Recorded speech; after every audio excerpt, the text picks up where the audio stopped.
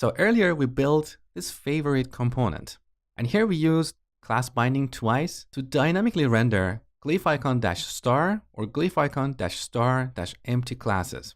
While this approach works perfectly fine, there is also another way to deal with multiple classes, and you might find this other approach a little bit cleaner.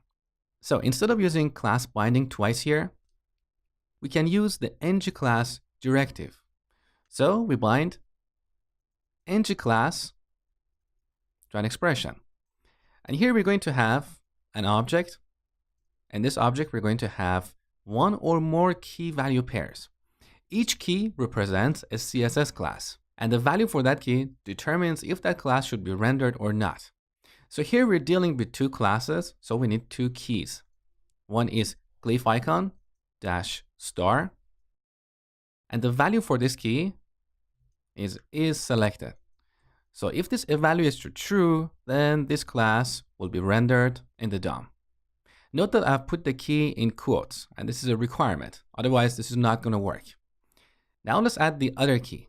So once again, quotes, glyph icon -star empty, and we set this to not is selected. So with the ngClass directive, we don't have to repeat class binding twice, and we can simply delete these two lines. Now let's look at the result.